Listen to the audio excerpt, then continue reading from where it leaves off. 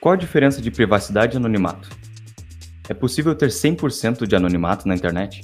De ser realmente invisível na era da informação? É o que nós vamos conversar hoje com o nosso convidado especial Lucas Estevam, especialista em anonimato e privacidade na internet. Eu sou o Alex e eu vou ser o seu host a partir de agora. Por isso, abra o seu terminal, pegue o seu café, que está começando o primeiro episódio de Protocolo Hacker.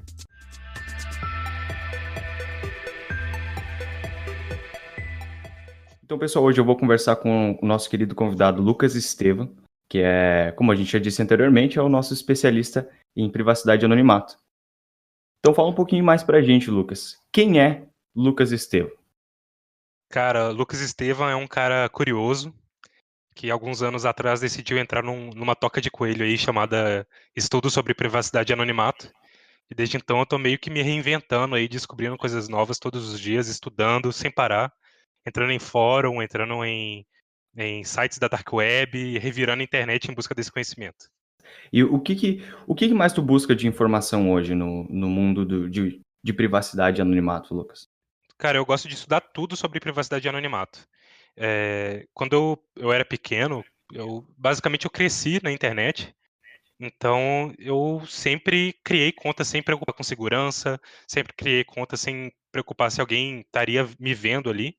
Então, depois de 20 anos fazendo isso, eu descobri que eu tinha centenas de contas na internet, minha vida inteira exposta ali, e qualquer um que quisesse me pesquisar no Google, fazer alguma coisa, eles iam saber exatamente quem que eu era, quais sites eu frequento, é, as minhas redes sociais, as minhas fotos.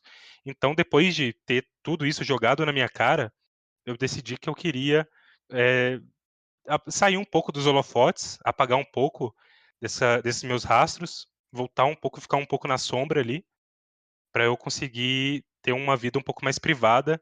E eu penso bastante, como que vai ser o futuro da internet, né? A internet veio para ficar. Então, daqui a 50 anos, eu quero ter mais de 50 anos de dados meus sendo acumulados na internet.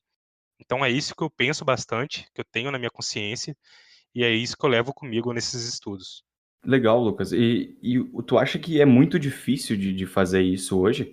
Tu acha que para uma pessoa comum é difícil de também fazer essa reinvenção online, de conseguir localizar os seus dados e conseguir sair de fato dessa quantidade estrondosa de dados online que a gente gera diariamente? Cara, eu acho que é um desafio bem grande. Para mim foi difícil, porque quando você pega para ver, todos os sites, por padrão, eles querem coletar o máximo de dados sobre você. O Facebook, ele quer saber tudo o que você faz, sua localização, o que que você curte. O próprio sistema de curtida, pra gente pode ser uma feature legalzinha, mas para eles, na verdade, é para medir exatamente o que que você gosta. Se você curte página sobre rock, se você curte página sobre jazz, ele já vai saber calcular qual que é a sua preferência musical, o que que você gosta de ouvir. Se você curte página sobre pizza, pô, esse cara gosta de comer pizza. Então, assim, você vai mapeando todos os seus gostos e entregando para uma empresa que você nunca nem botou os pés na sua vida. Então, tudo é padronizado para coletar o máximo de dados para você, e com esses dados eles vendem, trocam com terceiros, e assim eles conseguem vender para vocês anúncios, eles conseguem montar um perfil seu que permite que eles conheçam você mais do que outra pessoa, qualquer outro familiar, seus pais, sua esposa, enfim. Então é uma coisa bem difícil de escapar, mas é sim possível, e eu quero mostrar como que isso é possível e qual que foi a minha jornada no meio disso tudo. Tô aproveitando esse gancho, Lucas, me conta um pouco mais sobre a tua jornada. Além de como tu começou nesse mundo todo, o que que tu vem fazendo nesse meio tempo? Como tu vem se mostrando online? Como tu vem, trabalhando em cima dessa parte de privacidade e anonimato? Como eu tinha dito no começo, eu notei que as minhas contas estavam expostas na internet. E aí eu descobri também que um grande número de contas minhas tinham sido vazadas, porque eu sempre usava o mesmo e-mail, a mesma senha para tudo.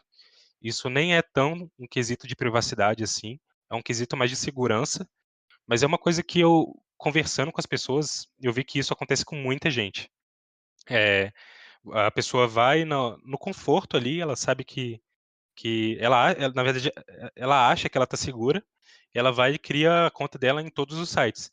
E por questão de conveniência, porque é mais fácil, ela pensa assim, nada vai acontecer mesmo, então eu vou, coloco o meu mesmo, o mesmo e-mail, eu coloco a senha, e ali você vai acumulando a sua vida inteira, 100, 200, 300, 400 contas.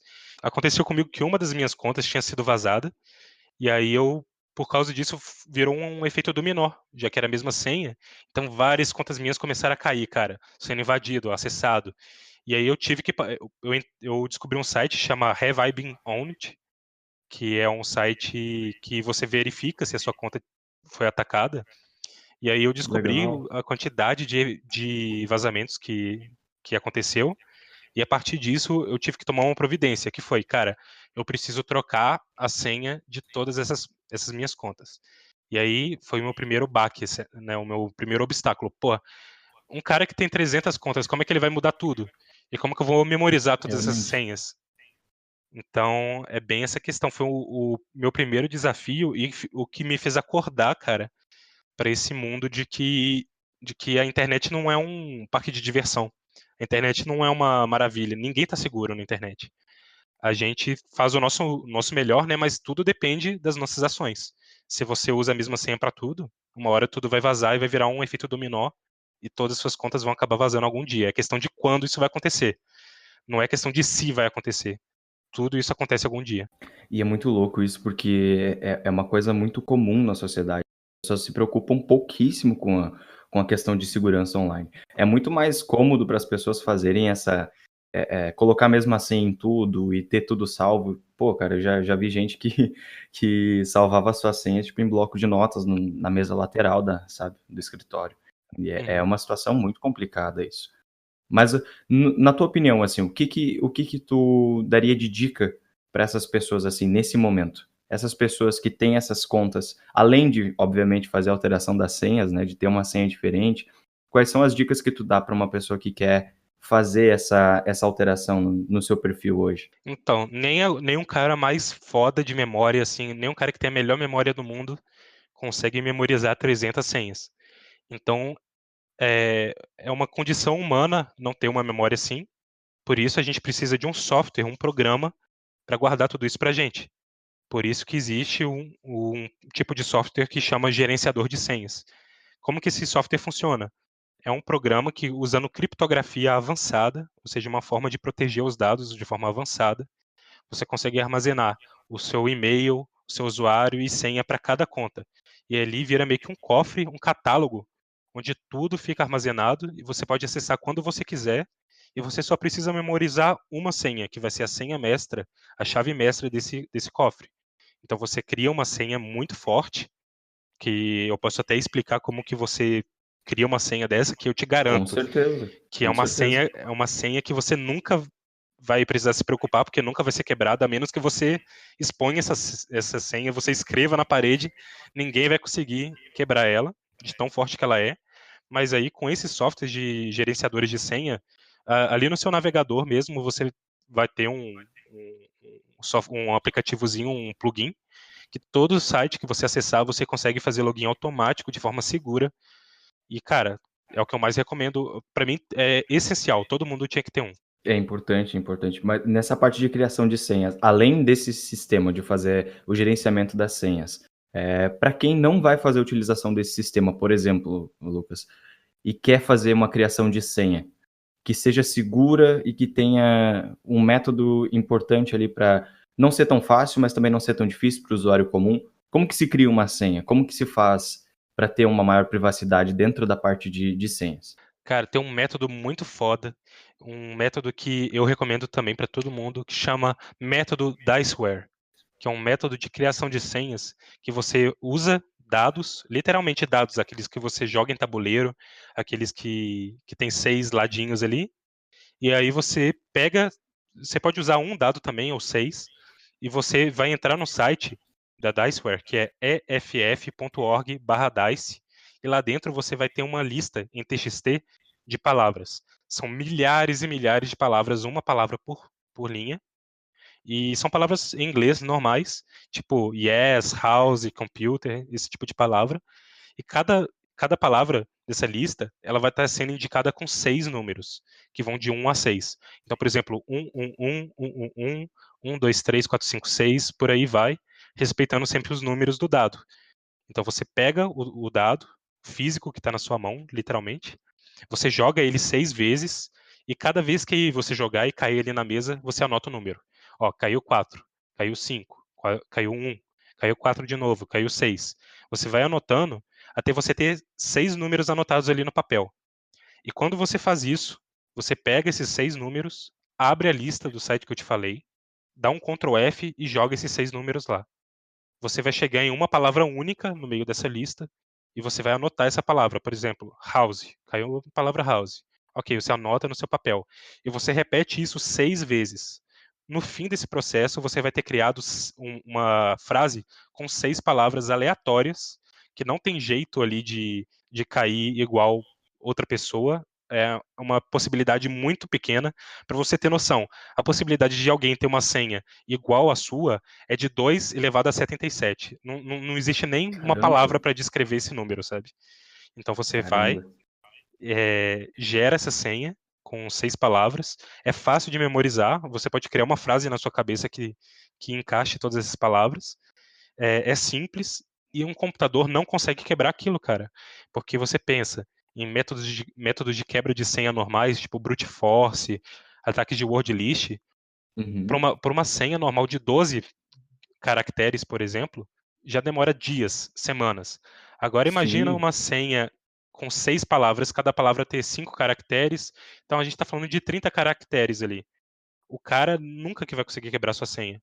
Cada caractere que tenha mais na sua senha sobe exponencialmente a dificuldade de ser quebrada, né? Então é sim, com basicamente certeza. isso. E dentro dessa parte, quando tu fala em caracteres, tu fala tanto de caixa alta, caixa baixa, caracteres especiais, ou somente um caractere específico? Cara, para o método Diceware é tudo caixa baixa, são palavras simples, porque não precisa. Quando você cria uma senha através do Diceware, a, a, a dificuldade de ser quebrada já é tão grande que você não precisa colocar símbolo, não precisa colocar letra em caixa alta. Tudo que você precisa é das 6 palavras separadas por um espaço. Então é só isso. Se você criar ali, você já vai estar bem seguro, sem precisar se preocupar em colocar 1%, uma exclamação ali no meio para deixar mais complicado. Sim.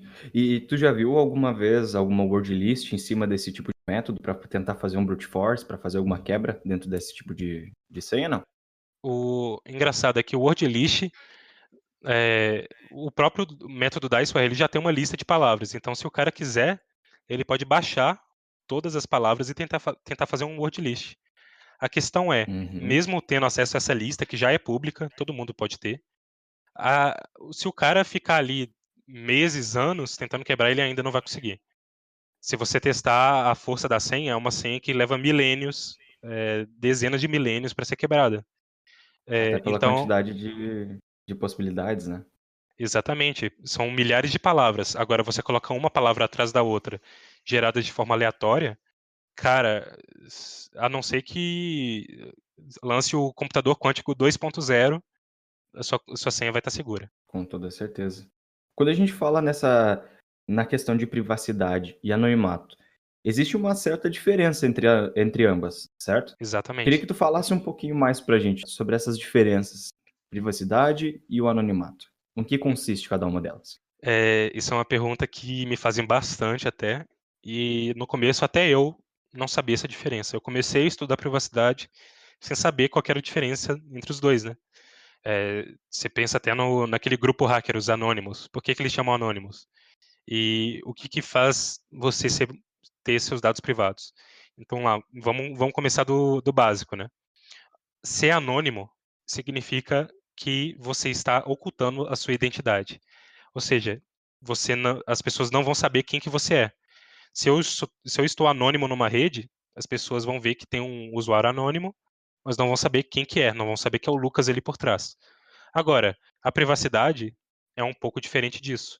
A privacidade é, por exemplo, quando você escreve uma carta, coloca no envelope e as pessoas sabem o seu nome ali no envelope, você colocou o remetente, mas elas não vão saber o conteúdo dessa carta. Elas não vão conseguir abrir. Só o destinatário vai conseguir abrir. Então, o conteúdo vai estar privado.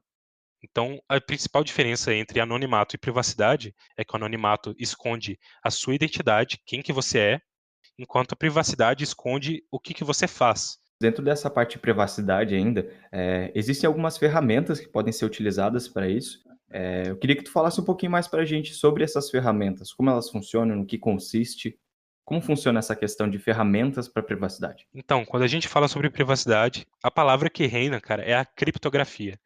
A criptografia é um método de trabalhar com dados de uma forma que você protege eles. Então, por exemplo, eu quero mandar uma mensagem para você. Seria interessante se essa mensagem fosse privada, a ponto de que uma pessoa que esteja ali na rede não conseguisse ver o que eu estou falando com você. Se eu quiser te contar um segredo, por exemplo, pô, não seria bacana se um cara, um hacker na rede, entrasse e começasse a ler a nossa conversa, as nossas fotos, não só texto, né? Foto, qualquer tipo de dado, tráfego, áudios. Então, é interessante ter uma criptografia. Então, para isso, o WhatsApp já tem um método de criptografia embutido, mas hoje o aplicativo de mensagens que eu prefiro é o Signal, que é até um aplicativo que o próprio Edward Snowden usa no dia a dia, e para e-mails também. Uhum. Eu acredito que o melhor provedor de e-mail hoje é o ProtonMail, que é um provedor de e-mails que fica na Suíça, e os servidores deles são de criptografia absoluta. Todos os dados lá ficam criptografados, e uma pessoa que consiga quebrar a segurança, mesmo que consiga invadir os servidores deles, eles não vão conseguir ler os e-mails que estão armazenados lá dentro. Então, o ProtonMail é um serviço de e-mail com uma alta privacidade. E eu também recomendo, cara, muita gente fala disso, né? Você vê propaganda disso em todos os lugares agora, que é a VPN. Uhum. VPN que está em alta agora, existem vários serviços que eu gostaria até de incluir aqui, falar que VPN não é solução para tudo. A VPN ela funciona mesmo? De fato, ela serve para alguma coisa? Porque a gente vê Então, muitas pessoas falando muito bem de VPN, da mesma forma que a gente vê pessoas que não são muito a favor dessa ideia, né. Tem benefícios, tem prós, tem contras? primeiro ponto, uma coisa que eu gosto bastante é, antes de confiar nas ferramentas, é saber o que acontece ali no fundo. E o que é uma VPN? VPN significa Virtual Private Network, rede virtual privada. E toda rede ela é baseada em servidores, em pontos. Então, não tem como, por exemplo, você ter uma privacidade infinita, absoluta na rede. Os seus dados, para navegarem, eles têm que passar por algum lugar. Então, quando você usa uma VPN, você está pegando seus dados, criptografando, certo? Mas eles têm que passar, eles vão parar de passar de forma clara, de forma não criptografada, pelo servidor do seu provedor de internet, mas ele vai passar pelo servidor da VPN. Então você está passando a sua confiança do seu provedor de internet. Você não quer que o provedor de internet saiba o que você está fazendo, mas você está permitindo que o, o provedor de VPN, não vou nem citar nomes aqui, né, para não fazer propaganda para nenhum. Eu posso até citar nomes Com certeza. dos que eu recomendo um pouco mais para frente, mas você passa a confiança para eles, e eles vão ter ali a sua conexão passando através dos servidores deles. E aí eles têm milhares de servidores no mundo todo que você pode escolher. é, Pode servir até para privacidade, pode servir até para questão de acessar conteúdos que estão censurados, por exemplo. Eu quero assistir a Netflix que tem nos Estados Unidos, que é um catálogo diferente aqui do Brasil. Então, eu abro a VPN, passo o meu servidor, minha conexão para um servidor dos Estados Unidos e consigo acessar a Netflix americana. E com isso, o meu IP também muda. O meu IP externo vai passar do meu provedor local e os sites vão começar a enxergar o meu endereço IP da VPN. Isso tem um benefício que é, os sites vão parar de enxergar esse IP, mas eu também quero ressaltar, cara, isso não é tudo, não é uma solução completa. Os sites, eles conseguem te rastrear com muito mais coisa do que só com seu IP. Sim. Se fosse assim, nenhum site mais conseguiria rastrear uma pessoa que usa uma VPN. Mas existem métodos, sim, que conseguem vencer isso. Então, eu gosto de até dizer que VPN é uma solução boa, sim, para quem quer esconder o seu tráfego do seu provedor de internet, se você não confia no seu provedor de internet. Também é bom se você estiver acessando uma, uma rede pública, um Wi-Fi público, por exemplo, e você quer ter uma camada extra de segurança. O HTTPS, a criptografia HTTPS que tem nos sites, ela já faz isso, mas a VPN é uma camada extra. E, acima disso tudo, quem gosta de acessar conteúdos que estão bloqueados no país. Então, o VPN serve para isso. Agora, anonimato, privacidade total, cara, não é a panaceia, não é a solução perfeita para tudo isso. Quando tu fala de VPN, na verdade, de modo geral, quando a gente fala sobre VPN, a gente fala muito sobre a questão de alteração de rotas também, né. Exato. Então, uma coisa que acontece comumente nas pessoas que fazem utilização de VPN, é quando faz essa alteração de rotas, muitas vezes a velocidade da internet fica comprometida, fica diminuída. E existe algum tipo de resolução para isso? Existe uma rota alternativa que possa ser melhorada para isso? É um lado negativo. Quando você trabalha com VPN, você está colocando um lugar, você está colocando uma rota a mais ali que seu tráfego vai passar. Isso sempre vai diminuir a sua internet. O que você pode fazer é tentar diminuir isso como? Usando um servidor de VPN que esteja no Brasil. Você vai ter uma distância menor entre o seu computador e o servidor VPN. Mas mesmo assim, vai ter uma diferença sim, cai. Pessoalmente, eu vejo quando eu uso uma VPN, cai uns 15%, 20% da velocidade. Às vezes, quando o VPN é muito, o servidor está muito longe, por exemplo, se eu conectar no Japão, se eu conectar na Alemanha, pô, vai cair 50% da minha velocidade. Então, é uma questão de até onde você quer chegar, né? Se você está pronto, Sim. se você está disposto, se você precisa se conectar no servidor da Alemanha, você tem que aceitar que sua internet vai ficar mais fraca. Isso aí é uma consequência. É algo comum até mesmo para empresas, né, agora com essa questão da pandemia, com o trabalho home office, muitas empresas, a maior parte delas, na verdade, precisou disponibilizar um serviço de VPN, né. Ou se elas não fizeram, é o que deveria ter sido feito, né. Por conta disso também, muitas pessoas reclamam que não acessa o sistema da empresa, tá muito lenta a internet, eu não consigo acessar tal dado, ou eu não consigo fazer alguma coisa específica do meu trabalho, e as pessoas reclamam muito disso. Tem alguma resolução para isso? A empresa é responsável por isso? A VPN? É a rota? O que que a gente faz em casos assim? Do mesmo jeito que a velocidade é um problema, também podem ocorrer casos de instabilidade. A VPN, quando a gente fala de privacidade, é diferente da VPN de uma empresa, por exemplo. Muita gente que trabalha em empresas, home office hoje, tem contato com VPNs, mas é uma solução usada pela empresa sem o foco da privacidade. É apenas para você ter uma conexão remota para o ambiente do seu trabalho. Agora, quando a gente fala de privacidade, existem serviços como ProtonVPN, Movad, iVPN, que são serviços que eles oferecem o servidor da VPN, mas não para você conectar no seu servidor de trabalho. É para você conectar, navegar em todos os sites que você quiser, acessar sites, fazer torrent, ter uma privacidade maior, uma segurança maior. Claro Uhum. que com esses problemas de instabilidade e velocidade também acontecem nesses casos, porém são focos diferentes. E ainda falando nessa questão de privacidade, que a gente comentou antes sobre a questão do WhatsApp, o WhatsApp ele deixa bem claro para as pessoas, né, ele expõe muito fácil para as pessoas a informação de que eles têm uma criptografia de ponta a ponta. O que de fato é essa criptografia de ponta a ponta, Lucas? O que que ela faz?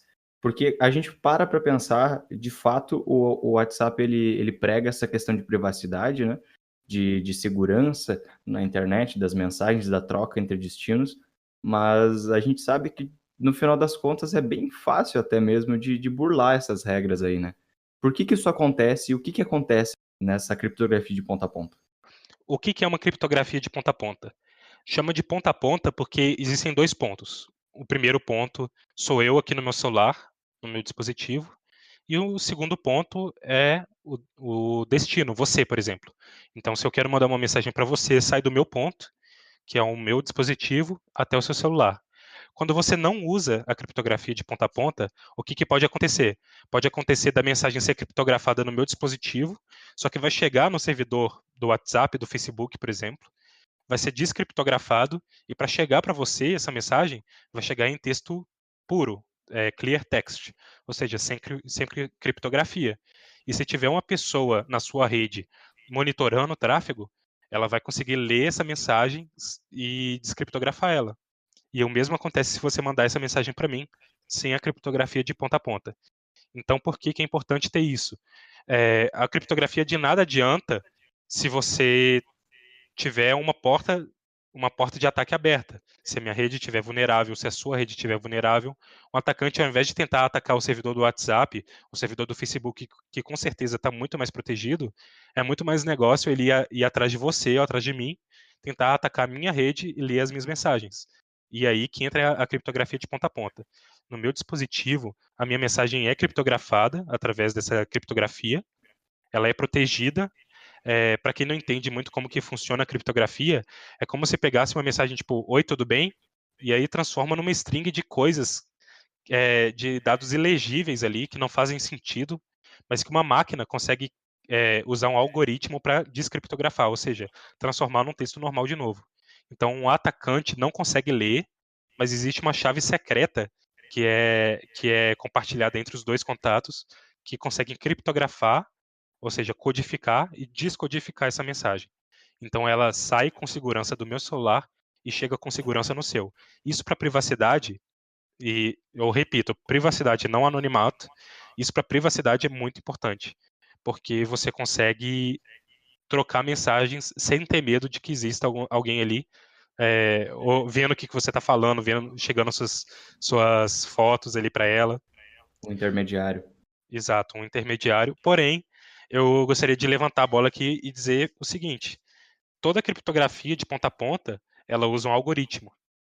Isso para um atacante normal, uma pessoa, um hacker de uma cafeteria, um cara amador, ele não vai conseguir quebrar. Agora, você pega, por exemplo, a NSA, uma agência governamental. Será que eles não têm um backdoor, um acesso para ler essa criptografia, para destrancar suas mensagens? Uhum. Será que eles não Então, conseguem burlar essa criptografia que a gente pensa que é seguro, para eles terem acesso? Isso é algo que o próprio Edward Snowden, ele vazou em 2013, no grande vazamento da NSA, que ele até falou, cara, a gente consegue monitorar tudo. A gente consegue ler todos os e-mails que passam, todas as mensagens, tudo chega pra gente. Existem duas pessoas que podem ler sua mensagem, um e-mail que você manda. O destino que você está mandando e um cara com o poder lá da NSA que é capaz de descriptografar, porque eles têm um backdoor ali escondido. E isso é bem louco de pensar, né? Então, para uma pessoa comum, ela pode até não se preocupar. Pô, eu não tenho nada a esconder. Mas tem que ter na consciência que existem sim formas de quebrar essa criptografia que não estão no nosso alcance. e até mesmo que a pessoa não tenha nada a esconder, não é legal ficar dividindo com outras pessoas alguma coisa que tu tá dividindo somente com uma pessoa, né. Se tu tá tendo uma conversa privada, não quer que ninguém esteja intermediando aquela conversa, né. Mesmo que não tenha nada de importante, só por questão de segurança mesmo, né, de privacidade. A gente vive nesse momento, né, é preciso. A gente também tem essa questão de criptografia de dados, né. Como é que funciona a questão de criptografia? Tu indica alguma ferramenta?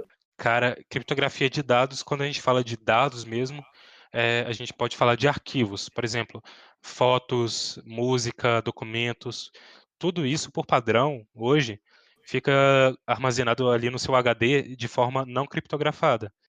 Ou seja, digamos que você tem o seu laptop com documentos confidenciais da empresa.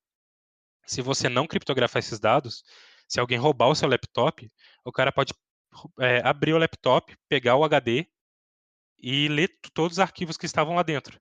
E, cara, mesmo se você.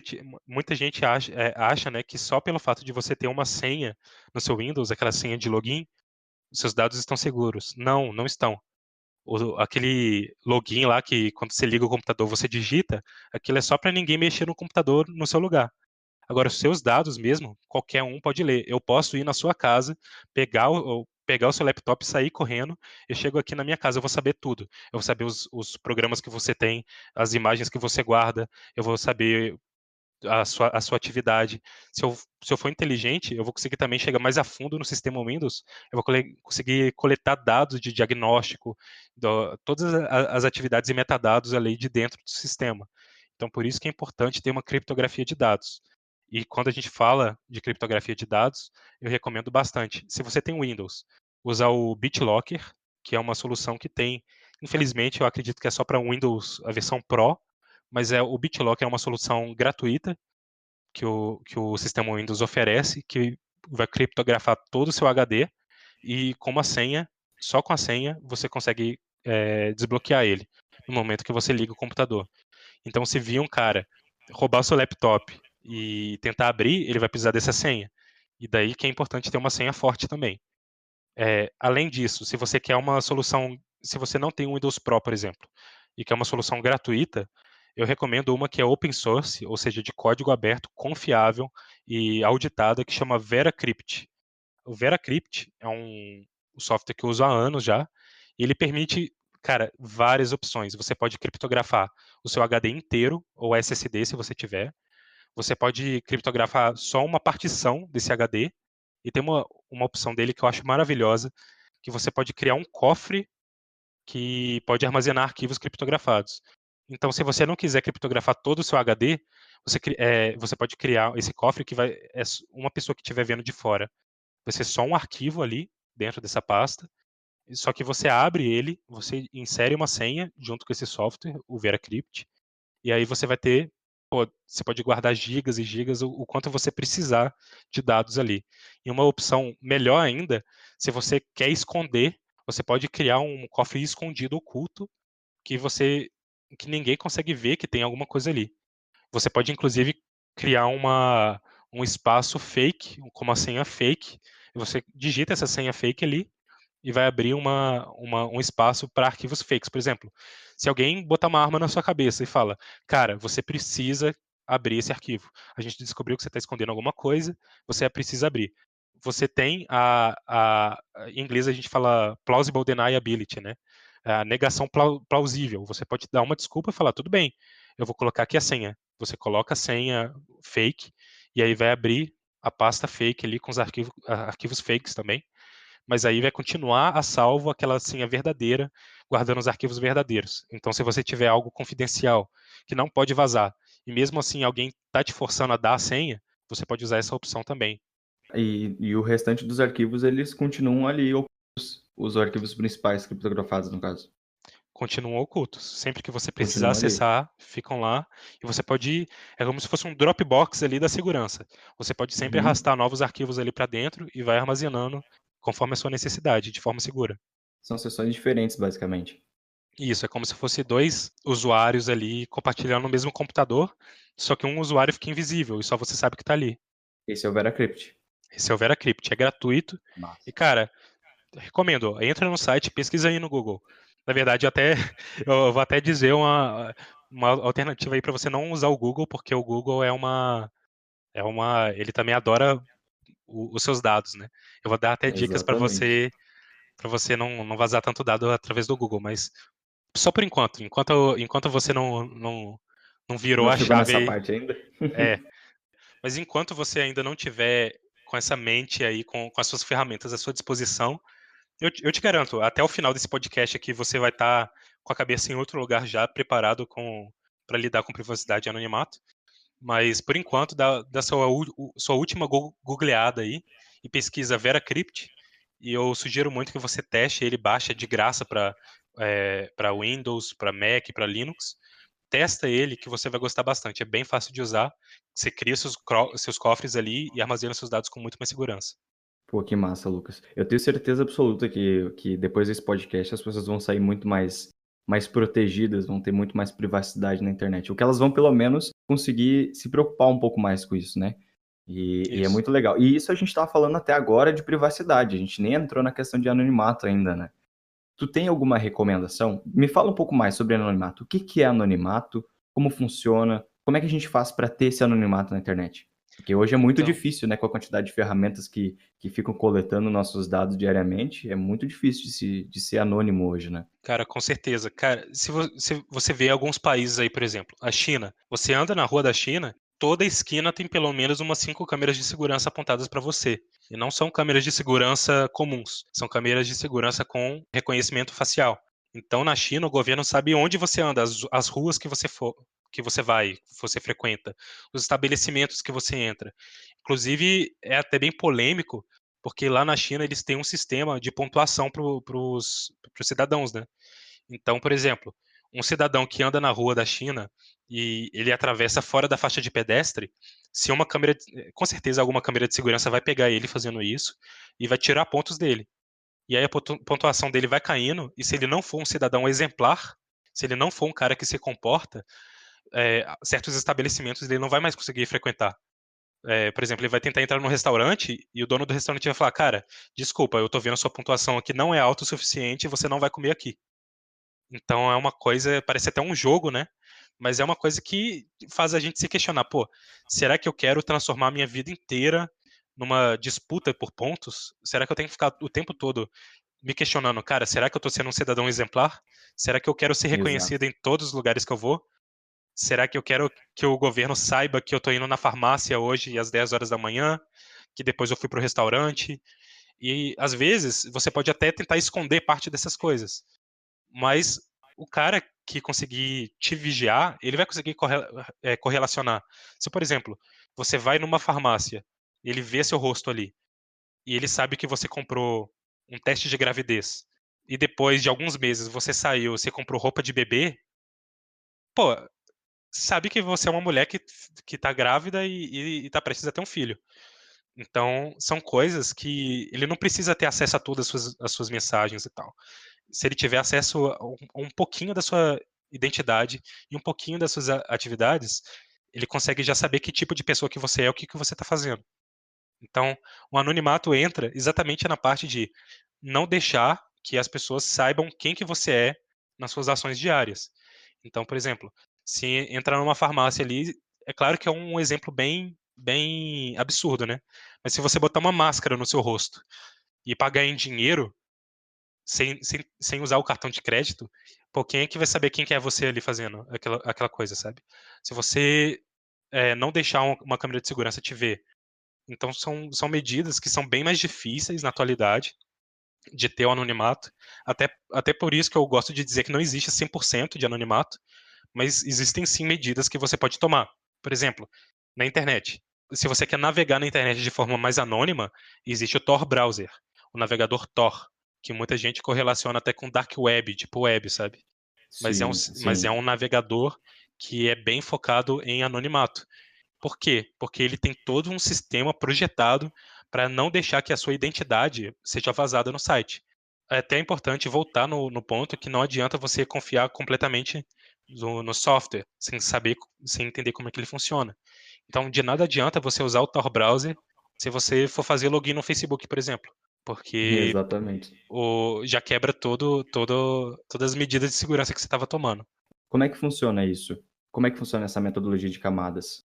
É bem interessante, cara. É um dos sistemas assim que mais me fascina até hoje é o sistema do Tor Browser. Como que ele funciona? É uma rede com centenas, milhares de servidores espalhados no mundo inteiro. São máquinas que voluntários rodam, fica rodando ali sendo rodados por voluntários. E são esses voluntários que pagam a conta de internet, conta de energia. Há muitas empresas, mas alguns indivíduos também que gostam de colaborar. E aí são esses servidores que ficam rodando. Quando você conecta no Tor Browser e entra no site, por padrão, automaticamente o seu navegador conecta em 3 pontos diferentes, 3 servidores. O servidor de entrada, que é o nó de entrada, Entry Node, e esse nó de entrada ele vai saber quem que você é, porque ele vai saber seu IP, mas ele não vai saber para onde que você está indo. Então ele vai ter acesso só a essa parte. Hum, Então você não precisa se preocupar com esse servidor sabendo da sua atividade, por exemplo. Ok, já tem a privacidade garantida ali. Depois disso, pula pro node do meio, o middle node, que ali ele vai conectar os outros 2 servidores, um que vem antes e um que vem depois. E esse do meio, ele vai saber apenas da conexão do entry node, mas ele não vai saber quem você é nem para onde você está indo. E aí dali você vai conectar no último, que é o nó de saída, que vai saber onde que está indo, mas não vai saber quem que é você, por exemplo. Então você vai passar por esses 3 caramba. pontos que vão te garantir o anonimato e a privacidade que você precisa. E aí você vai entrar no site sem ter a preocupação desse site saber quem que você é. Seu IP vai ser diferente, vai ser o IP do nó de saída. E os próprios servidores também não vão saber quem que é você e para onde você está indo. Para a gente poder, às vezes, aproveitar mais os recursos do Tor, é muito legal a gente ter um certo conhecimento em cima da parte de redes também, né, Então, Lucas? Mas, de qualquer forma, mesmo que a gente não tenha esse conhecimento e que a própria ferramenta faça isso já sozinha, digamos assim, ainda assim é legal se entender o processo como um todo, né? Saber o que o Tor faz de fato, como ele comunica, para onde ele vai, como é que eu sou anônimo na internet se eu tenho uma entrada de fato, né? Se a minha conexão de entrada existe, para onde ela está sendo direcionada? Isso as pessoas muitas vezes não sabem, né? E é muito legal a gente poder falar sobre isso justamente porque o Tor, ele é muito conhecido, mas ele acaba sendo pouco utilizado por algumas comunidades, né? Por questão de não cara, eu saber acho que o como funciona pecado de do fato. Thor é que ele ficou muito popular pelas razões erradas. Hoje a pessoa pensa no Concordo. Thor, ela pensa em sites de crime, ela pensa em assassinato, ela pensa em deep web, ela pensa em venda de drogas, em venda de Exatamente. armas. E aí, tudo bem, pode usar para isso, claro. Um criminoso quer também ter um anonimato. Mas aí você pensa num cara que precisa do anonimato, uma pessoa que não quer ser rastreada pelo governo, uma pessoa que não quer ser rastreada pelo Facebook por ads, por publicidade, uma pessoa que está sendo censurada, uma pessoa que quer fazer pesquisas sem ser influenciada pelos resultados e os dados que estão sendo coletados. Pessoas, whistleblowers, né? Pessoas como o Edward Snowden, que têm segredos para contar, mas elas não podem contar se isso for interferir na identidade dessa pessoa. Então, para tudo isso o Tor serve, mas as pessoas focam bastante na parte negativa, que é, o Tor é lento. É igual a mesma questão da VPN. Se a VPN, que é um servidor só que você usa, já diminui sua velocidade, imagina o Tor que passa, antes de chegar no site, ele passa por 3 servidores. Então, é claro, a velocidade vai ser bem Exato. menor, vai cair bastante. E não só isso. 3 servidores rodados por voluntários. Não é uma empresa que está custeando tudo aquilo em potência máxima. São pessoas que você não paga, o Tor browser é gratuito e por isso é bem difícil manter. Então a velocidade é limitada e passa por vários servidores. Então sim, a velocidade vai diminuir. Mas, cara, até hoje o Tor é a melhor solução para a privacidade e anonimato que eu conheço. Se você quer mudar radicalmente a sua forma de navegar na internet, usa o Tor browser. Qual que é o trunfo, né, do Tor browser? Qual que é a coisa mais interessante que ele oferece? Todos os usuários do Tor browser que utilizarem ele da forma certa parecem a mesma pessoa. Todo mundo parece igual. Então, se eu uso o Tor browser e você usa o Tor browser, se a gente acessa o mesmo site, não tem como diferenciar quem é quem. É só mais um, é Praticamente uma só pessoa mais numa um, então. multidão. E uma multidão de pessoas sem rosto. Então, é por Uhum. isso que o Tor é tão poderoso assim. E por isso, até que muitos sites bloqueiam o Tor, não gostam dessa ideia de não conseguir rastrear a pessoa. Infelizmente, também, é um lado que existe. Pessoas usam o Tor browser para cometer crime. Isso acontece. Do mesmo jeito que pessoas usam, pô, ao invés de usar uma faca para cortar um pão, usa uma faca para esfaquear uma pessoa. Então, são ferramentas que Exato, são úteis, exatamente. essenciais, mas existem sim usos ruins dessas ferramentas, mas a gente não pode condenar a existência dessa ferramenta. Sem essa ferramenta, as pessoas têm o que chamam de a muralha da China virtual, né, que é a Firewall of China, que as pessoas da China, por causa da ditadura chinesa, elas não Uhum. conseguem acessar certos sites, não conseguem acessar um Facebook, não conseguem acessar site de notícia aqui do Ocidente. Então, a pessoa que está lá, se ela quiser ter informações que não são criadas pelo governo e aprovadas pelo governo, ela precisa do Tor browser. E você vai tirar isso dela porque um criminoso já usou essa ferramenta? Não é legal. Então, é ter isso na mente, né? A importância de ter o Tor browser.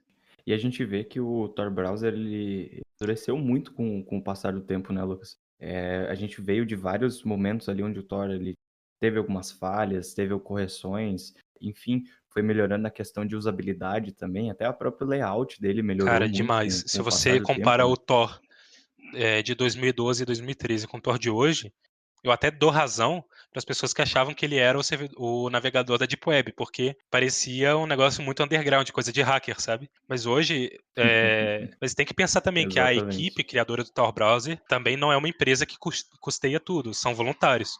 Então, o progresso deles é mais lento, sim, mas, cara, o trabalho que eles fazem é sensacional. É uma ONG, né? O Tor Project, que chama. Inclusive, Uhum. se você estiver ouvindo esse podcast e quiser acessar começar a usar o Tor Browser, sugiro que você entre no torproject.org para conhecer um pouco mais desse projeto. Você vai ver tudo fantástico. O navegador também, hoje em dia, ele está muito mais bonito, muito mais usável. Houve um crescimento de servidores voluntários e por isso até a velocidade está um pouco mais rápida. Então, com o tempo, a gente vai vendo Eu que ele notei vai isso também. evoluindo. E, cara, não existe melhor momento para começar o Tor Browser do que agora.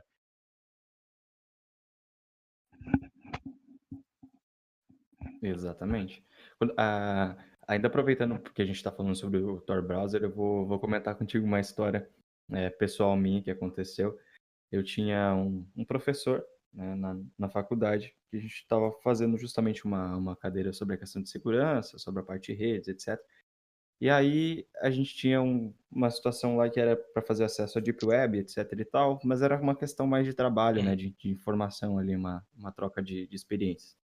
E o meu professor, que fez toda a introdução, que fez toda a explicação sobre a questão de privacidade, de anonimato, falou sobre o Tor, o método de camadas, como funcionava, o porquê disso, o porquê daquilo, ele tinha medo, ele não acessava, ele só fazia uma aula explicativa, mas no final das contas ele tinha medo de acessar.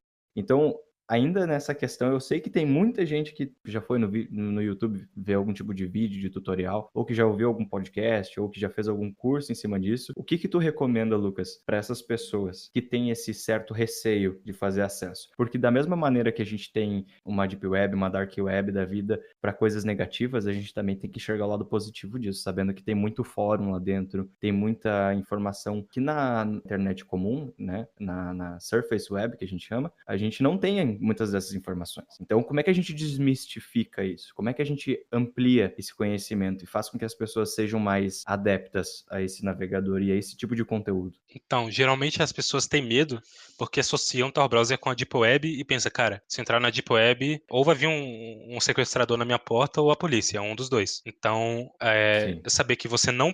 O fato de você usar o Tor Browser, você não está automaticamente entrando na Deep Web nem na Dark Web. Você está simplesmente ocultando seus rastros e se tornando mais anônimo. Então, você pode baixar o Tor Browser para entrar no YouTube, para entrar no Facebook, para entrar em sites de notícia e navegar e ir testando o Tor Browser como se você estivesse usando o Google Chrome, o Firefox normalmente. Então você pode ir testando e vendo que não tem nada de assustador ali. É simplesmente uma ferramenta. Eu também acredito que o medo esteja muito a ver com desconhecido, né? Ou a falta de informações. exato. Então, cara, entra no site do Tor Project, torproject.org, entende como que funciona o Tor. Tem grandes partes que estão traduzidas para português, mas algumas estão em inglês ainda, então usa um tradutor ali. Mas pega para ler, cara, que a leitura é muito interessante, você entender toda essa façanha aí de pegar uma coisa que não foi feita para ser anônima, né? A internet não foi feita para ser anônima, é feita com foco em comunicação, Exato. mas o Tor Project, o Tor, conseguiu, é o mais próximo de anônimo que a gente tem hoje, e você entendendo isso, você vai ver que, cara, eu não tô me colocando em risco usando o Tor Browser. Eu tô simplesmente usando uma ferramenta ali que me ajuda no anonimato. E a gente vê que a linha de estudo que os responsáveis pelo Tor Project, ele tem crescido cada vez mais, né? A gente tem visto um aumento de segurança e até mesmo de tecnologias dentro do Tor Project, que a gente consegue expandir para outras áreas dentro da parte de computação, de segurança e etc. Exato. Cara, é sempre um cabo de força. De um lado tem os estudiosos ali desse projeto querendo deixar o sistema mais forte. Do outro lado, existem hackers, existem agências governamentais, existem governos inteiros que não gostam do que o Tor oferece, porque, pô, para eles, é claro que eles vão enxergar isso como uma afronta ao que eles estão tentando fazer, tentar Exato, o exatamente. monitoramento, a coleta de dados. Então, de um lado, tem essas pessoas tentando destruir o projeto, e do outro lado, pessoas tentando fazer evoluir e crescer cada vez mais. E isso é uma forma legal também da gente elucidar o quão forte é o projeto.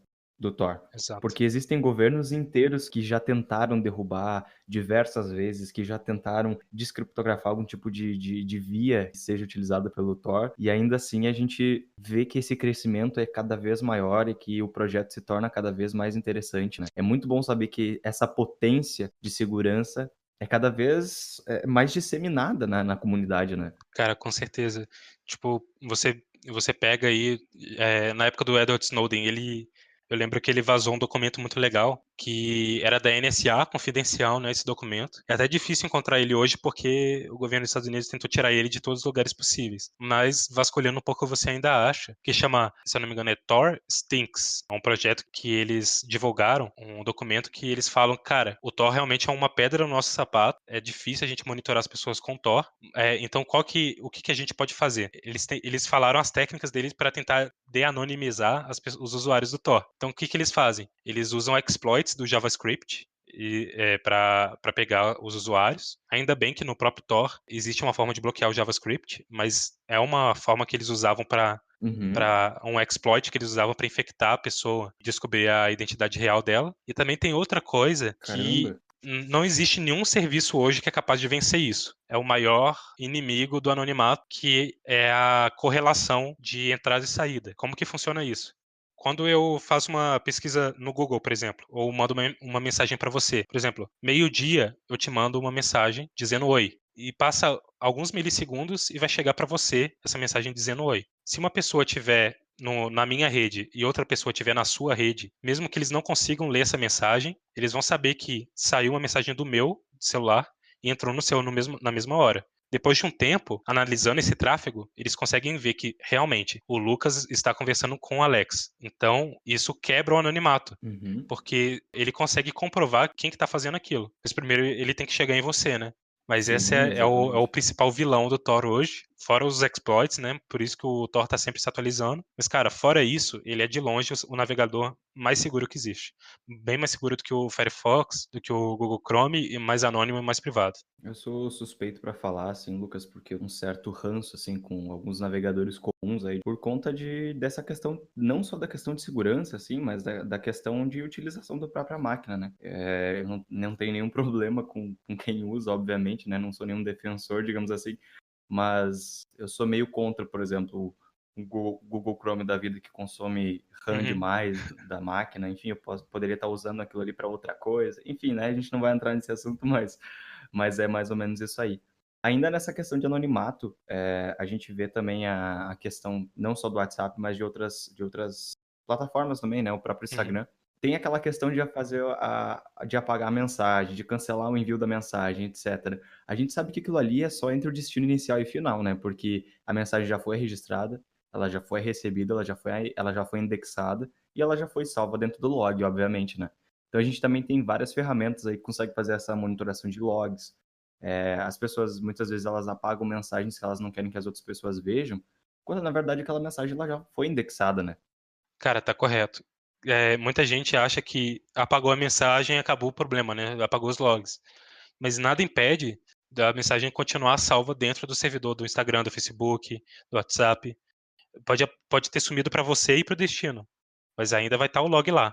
E se, por exemplo, você cometeu algum crime ou a polícia precisar de ter acesso, você está respondendo um processo ou realizando um processo, cara, a polícia tem autoridade de chegar para o Instagram e falar: abre esses logs que eu quero ver as mensagens que estavam lá. Exato. E aí eles vão conseguir pegar o log e vai estar lá ainda, entendeu? Então, se você quer evitar isso, eu recomendo ou que você evite aplicativos como Instagram, WhatsApp e tal, use o Signal, que é um software muito mais seguro e privado, ou você pode simplesmente conversar pessoalmente com a pessoa, que é sempre uma opção. É meio difícil em época de pandemia, né? Exato. Mas assim, desde que você não tenha um microfone escondido em você, não tem como isso falhar.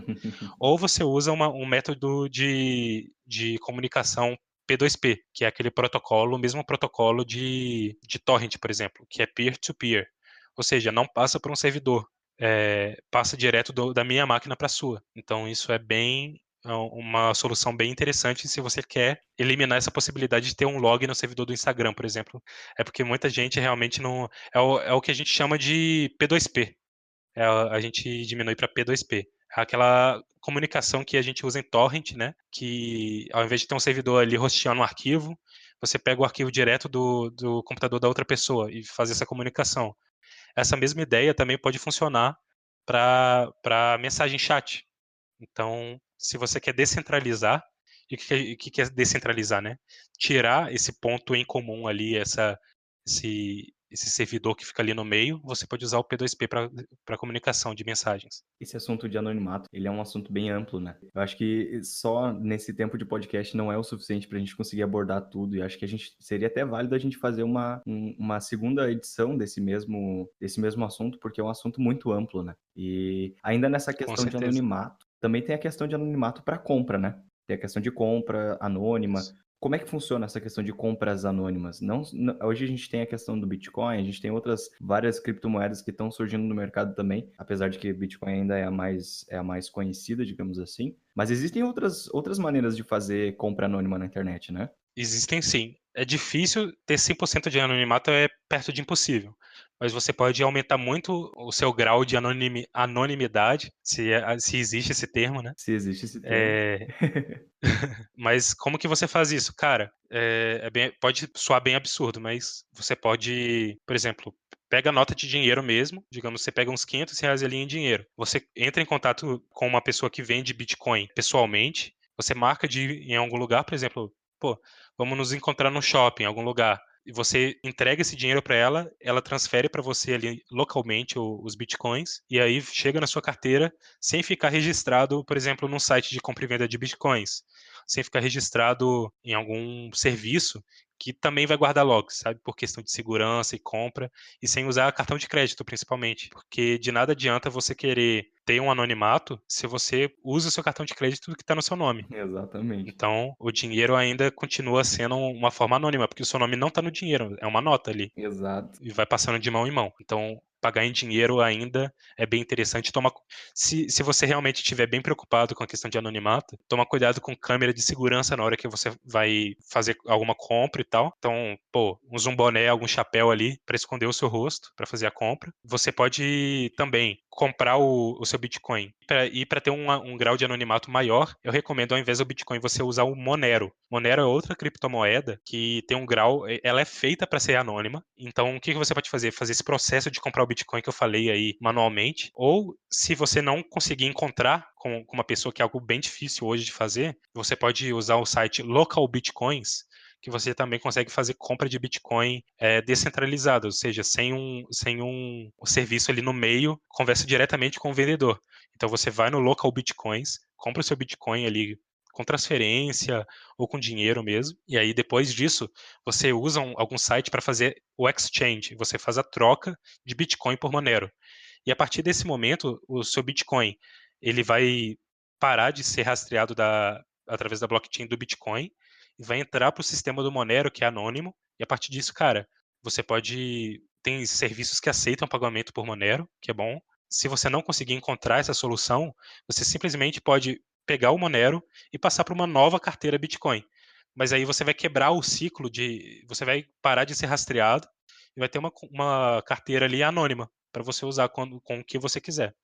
Só lembrando, pessoal, para quem está ouvindo, em nenhum momento aqui a gente está induzindo vocês a fazerem algum tipo de encontro com alguma outra pessoa de forma anônima e fazer algum tipo de pagamento, tá? É só informação. O intuito desse podcast é justamente disseminar informação, passar mais informações para as pessoas e disseminar conteúdo em cima da parte de hacking, de segurança, de privacidade, de anonimato, que é justamente o foco desse podcast de hoje, né, Lucas? Exato. Cara, em época de pandemia, pessoal, se isolem e também tudo isso que a gente tá comentando aqui com vocês, de pagamento anônimo, de não ser rastreado, é para ser usado com responsabilidade. Com, Exato. com grandes poderes, vem grandes responsabilidades. Então, se você tem o poder de virar um fantasma na internet, cara, seja um fantasma bonzinho, viu? Não seja um fantasma maligno, não. Não Exato. seja uma assombração, por favor. Seja só um espírito ali inofensivo. A gente recebe muito contato, né, Lucas, de algumas pessoas da internet de forma geral que pedem informações de como fazer X, Y, Z situações, não vou citar um caso aí.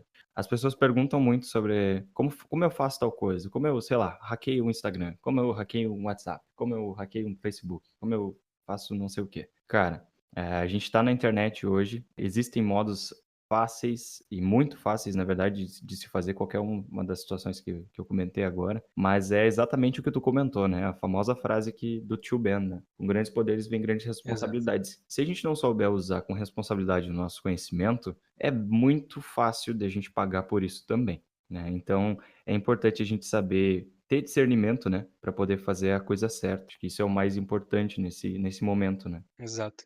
Cara, eu considero o anonimato e a privacidade 2 coisas extremamente importantes, 2 coisas que eu considero, assim, é um direito meu e é uma coisa que eu valorizo demais. Com E certeza. eu não colocaria tudo isso a perder usando isso para o mal. Você não usa alguma coisa que você depende daquilo para jogar tudo fora como se fosse um castelo de cartas, sabe? Você puxa uma carta ali, você toma uma decisão ruim e tudo cai. Então, por isso que até o Thor ficou com uma imagem muito ruim, porque as pessoas usavam dessa feature, assim, desse anonimato para praticar ações ruins. Então, para melhorar esse aspecto da nossa comunidade de privacidade, de anonimato, é usar com muita responsabilidade e mostrar que, cara, somos cidadãos comuns e nós queremos praticar exercer o nosso direito de privacidade e anonimato pelo bem. Exato. E é até legal a gente citar uma parte do Mister Robot, que é muito legal, que é justamente quando ele acaba sendo descoberto, né? Que ele vai lá, começa a limpar HD, a queimar todos os arquivos físicos que ele tinha, etc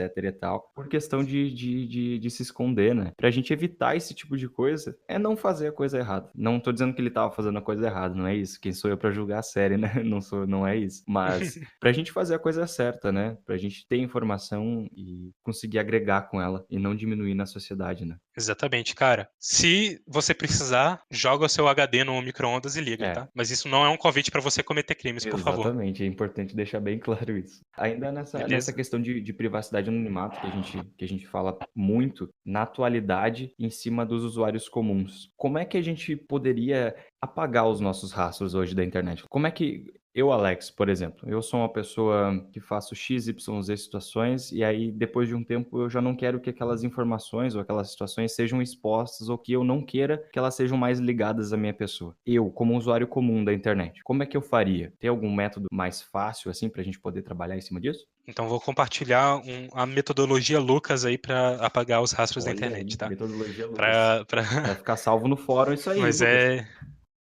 A gente pode fazer um Então, pode deixar que post no fórum. no fórum do Técnicas de Invasão, no fórum.tecnicasdeinvasão.com, em breve vai ter mais postagens sobre privacidade lá dentro também, viu? Olha aí, pessoal, propaganda, hein? Fiquem ligados no conteúdo do fórum e aproveitar para fazer um jabazinho de leve aqui, Lucas. De verdade, o fórum do Técnicas de Vazão tá excelente. Tem muito, muito conteúdo legal. O pessoal tá compartilhando muita coisa interessante lá. Muita coisa mesmo. E é muito legal ver a comunidade se empenhando em fazer com que o conhecimento aconteça, né? Cara, uma dos maiores valores que a gente enxerga na comunidade é isso, cara. Todo mundo tem algo a ensinar. Exatamente. Todo mundo tem alguma experiência para compartilhar e mesmo se você for iniciante, a sua dúvida também colabora com a comunidade, porque as pessoas vão tentar te ajudar, vão aprender com aquilo e a sua solução vai ficar pública e todo mundo pode acessar. Então é aquela coisa, todo E mundo a sai dúvida de ganhando. um, muitas vezes é a dúvida de várias pessoas também, né? Exatamente. E nessa questão ainda, Lucas, o método Lucas de anonimato, de apagar rastros, como é que funciona? Todo dia eu faço o seguinte, para saber se o meu nome vazou em algum lugar, se tem alguma informação minha sendo exposta, o que que eu faço? Como que funciona o método Lucas, né? Eu começo com o OSINT, que significa Open Source Intelligence, que basicamente é você pegar fontes abertas, como o Google, todas as ferramentas de pesquisa, de imagens e tal, e se pesquisar através delas. Então, ao invés de você pesquisar um restaurante, pesquisar uma celebridade, qualquer coisa, você pesquisa você mesmo. Tenta se colocar num lugar. Cara, stalkeie a si mesmo, entendeu? Você se coloca no lugar de um stalker que quer de todo jeito descobrir quem que é você e o que, que você está fazendo, e você toma essa É um posição. auto-stalk. Um auto-stalk. Então entra no modo auto-stalk aí e se pesquisa no Google, coloca seu nome completo lá. Uma dica, para aparecer exatamente o seu nome completo, coloca entre aspas. Abre aspas, coloca o seu nome completo, nome, sobrenome, e fecha aspas e É dá o um Google enter. Hacking aí. Usa a técnica de Google Hack e pesquisa, cara, o seu CPF também do mesmo jeito, seu usuário, os nicknames que você usa para para criar essas contas. Então, se você coloca um nick engraçado ali, uma coisa que você usa para criar suas contas de forma, tipo um alias, assim, tipo um alter ego, sabe? Você pesquisa isso também, porque às vezes suas Uhum. contas vazaram com esse usuário e você não tá nem sabendo. Então você pesquisa. É, exato. É legal também pesquisar sua senha, e aí você pensa, pô, que coisa mais estranha, né? Digitar minha senha no Google. Mas acontece, cara, já aconteceu comigo. Eu fiquei sabendo de uma conta minha que vazou, porque eu cheguei no Google, coloquei entre aspas, assim, exatamente a minha senha, e eu descobri que tinha um peixe-bin que tinha vazado exatamente a minha senha, junto numa lista com mais de 1.000 senhas lá vazadas. E aí, cara, eu não Caramba. sabia disso, e eu só descobri isso porque eu fui lá e pesquisei, sabe? Então faz isso, aproveita. O Google é uma ferramenta poderosíssima. Ele só não acessa a Deep Web, mas o Google, tudo que tá na Surface, assim, o Google encosta. Então, pô, seu nome, seu usuário, senha, pesquisa. E todos os sites que você vê que tem alguma coisa vazada, abre um bloco de notas, copia o link, cola e vai fazendo esse registro. Tudo que você encontrar, registra no bloco de notas. Você vai ter ali um registro, um catálogo completo, que é tipo um menu para um stalker. É tipo assim, um stalker devoraria tudo aquilo. Então você coloca nessa posição. Esse é o primeiro passo. Agora, o segundo passo aí do método Lucas aí para apagar os rastros. Cara, acessa todos esses links e todos eles tenta fazer login e tenta apagar isso manualmente, site por site. O Google, ele não vai facilitar para você tirar aquele resultado de lá. Você não pode entrar no Google Search e falar assim, tira isso aqui para mim. Primeiro que aquilo ainda vai continuar no site. E segundo que, se isso Uhum. fosse possível, cara, o Google não seria o que ele é hoje. O Google tá lá para fazer indexamento. Esse é o business dele. Isso é o que ele faz. Então, é bem difícil de você apagar as coisas diretamente do Google. Então, primeiro, você apaga do site. Se, por exemplo, você comprou um livro, você fez uma review de um livro. E aí você fez essa review com seu nome completo. Coloquei lá, Lucas de Souza Silva. E aí você escreveu um comentário lá, ficou público. Se um stalker ver, ele vai ver, pô, o Lucas ele gosta do livro tal. Então aí já é uma informação. Você quer tirar isso de lá? Você entra em contato com o site que você salvou no bloco de notas, entra um por um de todos os sites, manda um e-mail falando, cara, pega esse link aqui, por favor, senhor administrador, por questões de privacidade, eu quero que você remova o meu nome, minha conta e tal. Faz isso para todos os sites. Remova, remova, remova. E repete esse ciclo. Você vai conferindo se removeu ou não e continua pesquisando. Depois que você fez isso, repetiu esse ciclo, você vai ver que os sites vão começar a remover os dados, só que os resultados do Google continuam lá. Você vai pesquisar seu nome, o site, você vai chegar o resultado para você, só que você vai clicar no link, ele não vai mais abrir aquela página, mas o resultado vai continuar lá. Inclusive, no cache do Google, a pessoa consegue ver ainda as informações lá como se estivesse no ar. E por isso entra numa etapa muito importante que muitas pessoas não sabem, é que você pode pegar o link dessas páginas desatualizadas e enviar para o Google avisando, olha, esse site não existe mais, você pode apagar. Para fazer isso, você pode entrar no Google, você pesquisa por Google Remove Outdated Data, remover dados desatualizados do Google. Vai aparecer lá, Google Search Console, você entra e você vai conseguir enviar essas requisições. Mas atenção, cara, isso só funciona se você repetir os passos anteriores, se as pessoas já tiraram suas informações do site. O Google não vai remover simplesmente pelo fato do seu nome estar lá, entendeu? Então, por isso que é importante os passos anteriores. Então, isso é o que eu faço para remover os meus dados do Google. E o último passo, cara, o Google, para mim, é o maior vilão, assim, de coleta de dados. Tudo que você pensa, cara, você pensou numa coisa, você pesquisou no Google. Tudo que você pensa, que você quer acessar, o Google está coletando tudo isso. Principalmente se você usa o Google Chrome. Então eu recomendo que você acesse o painel de atividades do Google, que é o myactivity.google.com. Logado em todas as suas contas Google, você faz esse processo.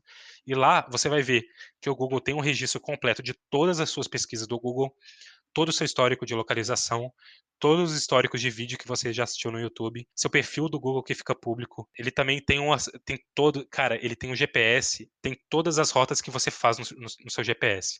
Se você sai da sua casa e vai para padaria, fica lá no mapa exatamente o trajeto que você fez, que horas e quanto tempo você levou para sair da sua casa e chegar na farmácia. É um absurdo isso, mas está lá também. Outra coisa, o OK Google, o Google Assistente, toda vez que você fala OK Google para o seu celular, ele grava você falando aquilo. Então falou, OK Google, como que está a temperatura hoje? Tudo isso fica salvo no Google. Então deleta todos esses históricos, desativa tudo e deleta todas essas atividades. E só a partir disso o Google vai começar a te deixar em paz.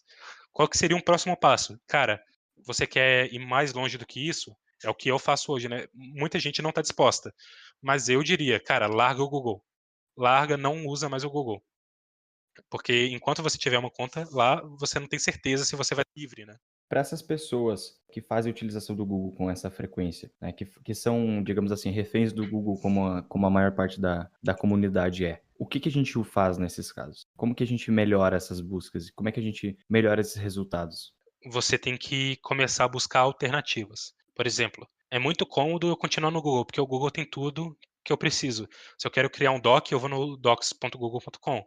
Se eu quero um cloud, eu vou no drive.google.com. Se eu quero pesquisar, eu vou no google.com. Então tá tudo lá. É um ambiente que você se sente confortável ali. Mas é aquela coisa, não existe almoço de graça. Se você está recebendo aquilo de graça, você é de graça entre aspas, você está pagando de alguma forma. E como que você está pagando por isso? Pô, você está fornecendo seus dados. O Google sabe tudo sobre você. Então é importante você começar a buscar alternativas. E para buscar alternativas, eu recomendo um site que traz tudo para você e atualiza sempre. Chama privacytools.io. Privacy de privacidade em inglês, tools de ferramentas.io. Cara, eu inclusive deixei esse link lá no fórum do Técnicas de Invasão. Boa. Você consegue enxergar, você vê a alternativa para tudo. Para browser, ao invés de Google Chrome, você usa o Firefox ou o Tor Browser. Para e-mail, ao invés de usar o Gmail, você pode usar o Proton Mail ou Mailbox, tem o Posteo.org, tem o Disroot.org, tem Tutanota, tem vários serviços de e-mail que são mais limitados do que o Gmail, mas você não precisa ficar com a consciência pesada de que o Google tá lendo tudo que você tá fazendo, sabe? O Exatamente. DNS. Muita gente gosta do DNS do Google, né? Que é o 8.8.8.8, que é rápido. Porém, tem O outros. padrão. É o padrão. Mas aí tem outros também que são melhores para privacidade. Por exemplo, o NextDNS, tem o LibreDNS, tem o BlaDNS. Até a própria Cloudflare, cara. Se você quiser o da Cloudflare, que é 1.1.1.1, Ele já resolve. já resolve essa questão também. É porque o DNS padrão que as pessoas usam realmente é o 8.8.8.8, né? Isso. Eu tive experiências com provedor de internet e até mesmo em questão de configurações dentro do servidor de rede, se usa a questão do DNS do Google justamente para facilitar essa comunicação. Então, se tem dados e um tráfego de dados, no caso entre destinos, que é facilitada justamente por conta dessa questão do DNS. Mas aí, se a gente for parar para pensar na questão de privacidade, de anonimato, de segurança, será que é o ideal? É. Será que os provedores estão de acordo com aquilo que é o correto? E aí que você, cara, você para pra pensar, você coloca a mão na consciência e você pensa, cara, por isso que Google é tão poderosa. Porque eles controlam tudo, cara. Isso, Google controla, cara, pensa quantos milhões de pessoas, se você pede um e-mail pra uma pessoa, são duas opções, ou ele vai te passar o Outlook ou o Gmail. E ninguém mais usa Yahoo, sabe? exatamente. Mas Exato. mas 90% é Gmail. Então, o Google, e já é comprovado que o Google, todos os e-mails que você manda através do Google, eles leem todo o conteúdo delas. Eles falam, ah, não, a gente usa isso só por questão de verificar, a gente não faz nada com esses dados, mas eles têm acesso a esses dados. Isso já é preocupante. É, Então, eles exatamente. têm o poder de todos os e-mails na mão deles. Eles têm o poder de saber de todas as buscas que você faz. Eles têm o poder de saber de todos os vídeos que você assiste no YouTube. Eles têm o poder de saber. Para quem não sabe como o DNS funciona, DNS é o coração do tráfego da sua internet. Uhum. O seu tráfego tem que passar por uma DNS. Ele faz a tradução do IP para um nome. Então, se você quer acessar google.com, precisa passar por um servidor DNS que vai falar google.com é o IP tal, e vice-versa. Então, quando você usa o DNS do Google, toda essa informação de sites que você acessa vai passar pelo Google. Então, ele sabe os sites que você acessa também. Se você tem um blog no Google, usa aquele Blogspot lá, ele vai saber qual blog que você tem. Se você tem reuniões através do Google Meeting, o Google também sabe de todas as reuniões que você faz. Cara, olha o mar de informações que você deixa na mão de uma empresa só. Se um dia essa empresa Exatamente. quiser mexer com você, cara, você já tá com a algema na mão ali, cara. Você tá entregue a ela. Você não tem Com pra onde toda fugir. certeza. entendeu? E aí a gente começa a fazer a utilização de Big Data em cima disso, começa a fazer uma coleta de dados, tu consegue usar isso a teu favor. Cara, é uma quantidade estrondosa de dados adquiridos que tu consegue manipular para fazer absolutamente o que tu quiser. Isso Exatamente. é o mais louco, né? Cara, em primeiro nível, assim, você pensa, pô, propagandas. Você já parou pra pensar como que é estranho isso de tô conversando com você sobre aula de jiu-jitsu. E aí, do nada, Uhum. você abre o seu celular e tem propaganda de jiu-jitsu pra você aparecendo. Cara, isso é uma coisa que eu tenho certeza que a maior parte das pessoas que estão ouvindo o podcast agora ou tem dúvida ou já passou por isso. Eu tenho absoluta certeza. A comunidade no geral já passou por esse tipo de situação. Pois Fala um é. pouquinho, Lucas, como é que funciona isso? Cara, Como é que eles coletam esses dados e como é que eles usam isso? é uma coisa bem sinistra. Até hoje ninguém sabe dizer 100%, porque é uma coisa bem secreta ali. Já que o sistema não é open source, não tem como você olhar o código e falar é assim que funciona. É por isso que até que eu gosto muito de software de código aberto. Mas aí o que acontece? Você está conversando com seu amigo, com alguém, com seu celular por perto, o seu celular tem um microfone. O microfone está rodando ali 24 horas por dia, 7 dias por semana. Por exemplo, se você tem o Google Assistente ali, já notou que você não precisa apertar nenhum botão para falar OK Google, ele já reconhece. Para isso funcionar, ele precisa estar te escutando 24 horas por dia, esperando que você fale OK Google. Exatamente. Quando você tem a Alexa, você fala Alexa, que horas são? Ela precisa estar te escutando 24 horas por dia sem parar para saber quando que você vai falar Alexa. E ela tá armazenando tudo. Armazena. Então, cara, é claro que é um prato cheio para eles escutarem as conversas e a inteligência artificial é capaz de discernir essas palavras. Se você fala jiu-jitsu, aí isso cai nos servidores dele, já entra pro seu perfil ali. Pô, ele gosta de jiu-jitsu. Ah, se você fala muito sobre privacidade, isso cai também para dentro do sistema deles. Então, eles estão a todo tempo coletando esses dados, essas informações e, pô, é um é um pote de ouro para eles te entregarem ads, anúncios e começarem a te rastrear com base nisso. Então, é a minha suspeita. Eu acredito que eles leem, eles ouvem o que você está falando, eles podem ler também mensagens, se você troca um e-mail falando sobre esse tema, eles também são capazes de fazer isso. E, às vezes, a gente até acha, né, eles estão lendo Uhum. os nossos pensamentos. Mas é aquela coisa, o Google, ele já sabe de tudo que você faz, já tem o seu e-mail, os seus vídeos no YouTube, tal, ele mapeia toda a sua atividade. Qual que é a dificuldade que eles têm Exato. de simplesmente te oferecer um anúncio com base naquilo que você pesquisou? Eles conseguem fazer isso. Então, é daí que vem a preocupação, né? E não somente a questão de anúncios também, né, tem conteúdos que eles acham que não é relevante para o perfil da pessoa também, né. Tem conteúdos que se tornam um pouco mais difíceis de ser acessado, porque eles entendem o algoritmo entende que aquele usuário X, aquela incógnita, não faz parte Exato, daquele perfil, né. Então ele não recomenda alguns tipos de conteúdo também. E existem os 2 lados, né, assim como existe a recomendação de conteúdo, também existe aquele meio que bloqueio. Não um bloqueio de fato, mas existe essa exatamente. diferença, né. Cara, é uma preocupação, porque a gente pode até argumentar que isso é censura. Ah, com Porque certeza é. a mesma mão que dá é a mão que tira. Se o Google consegue tirar um site do Google Search, isso já acontece, viu? Tem muito site aí que você pesquisa no Google, você não acha mais. Então, a mesma mão que te oferece o conteúdo é a que vai conseguir te tirar. E é claro que muita gente é contra isso, mas o que que você vai fazer? Tem muita gente que acha que só existe o Google para você pesquisar, só existe o YouTube. Então, se some um conteúdo do E YouTube, existem outras ferramentas, né. exato. Então, se some um conteúdo do YouTube, o que que a pessoa vai fazer? Se some do Google, o que que ela vai fazer? Para ela, é como se estivesse sumindo da internet. Isso é bem preocupante, cara. Por isso que é tão importante assim um serviço descentralizado, um serviço que não depende de uma empresa como o Google dizendo, ah, isso é certo e a gente vai promover, e isso é errado, a gente vai sumir com isso daqui, sabe? Sim, com certeza. E essas outras ferramentas, assim, para fazer busca, além do Google, pra gente não ficar só refém do Google, tem Uhum. alguma outra recomendação, Lucas? Com certeza. Eu recomendo o DuckDuckGo, que é uma ferramenta baseada nos Estados Unidos, só que ela é bem focada em privacidade e anonimato. Inclusive o buscador que o próprio Tor browser usa como padrão. Eu também recomendo o Searx, que é Searx, que é um outro serviço que é de código aberto, que você pode hostear na sua própria máquina. Então, imagina que doido, cara. É como se você tivesse o Google rodando na sua própria máquina, que ele tem um serviço de metabuscas, ou seja, ele, através de um lugar só, você pesquisa em várias fontes diferentes. Tem o startpage.com, te dá os mesmos resultados do Google, porém de forma anônima, passando por outro serviço anônimo.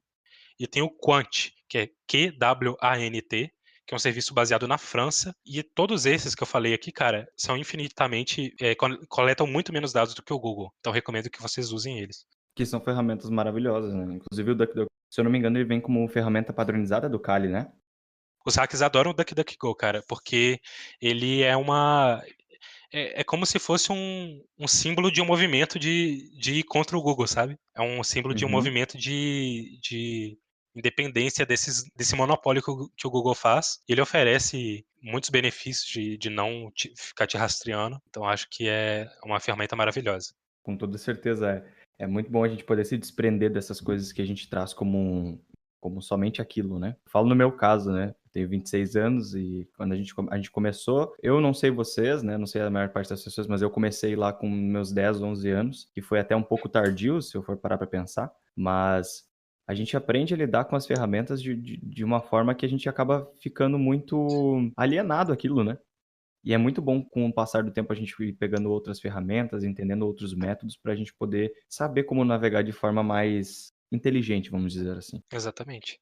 E aí, cara, uma coisa que eu quero falar. Tudo isso que a gente falou aqui nesse podcast, todas essas dicas e tal, você não precisa aplicar tudo de uma vez só. A privacidade e o anonimato, igual segurança, é uma evolução progressiva. Você não tem que sumir da internet de um dia para o outro. Isso é impossível. Eu tô há 3 anos Uhum. já, 4 anos na verdade, estudando privacidade, estudando anonimato.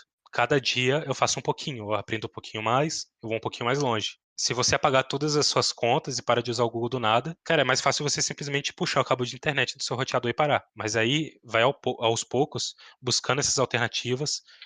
Entra no privacytools.io e aí você vai ver lá as alternativas e, cara, vai fazendo essa mudança progressiva. Devagarinho, né? Não tem como a Isso. gente querer pular degraus, né? Foi até uma situação que eu comentei esses dias nos stories lá do Técnicas de Invasão, que a gente não pode querer pular etapas, né? A gente precisa passar do degrau 1 pro 2, pro 3, de forma sucessiva, senão a gente não tá preparado muitas vezes para conseguir chegar no objetivo final, né? Que a gente tem estabelecido.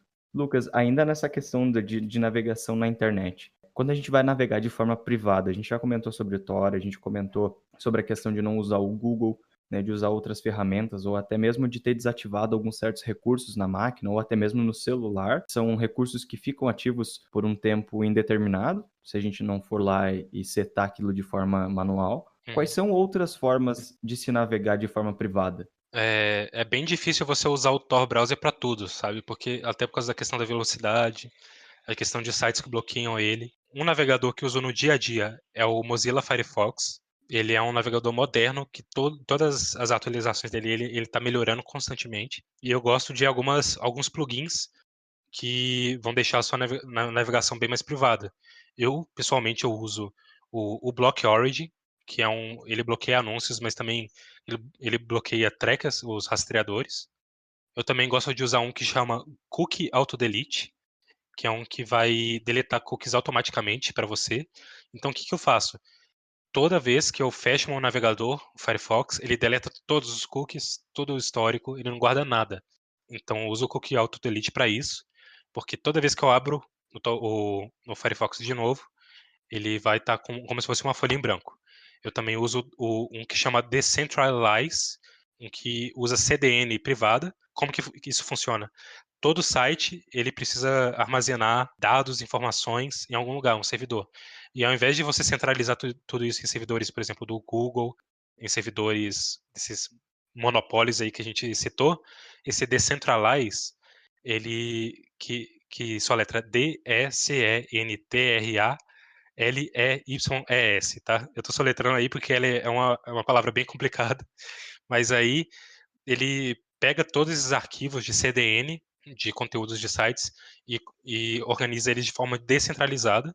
Eu também uso um que chama HTTPS Everywhere, que é que ele pega todos os sites e força o HTTPS, ou seja, força a criptografia dos sites.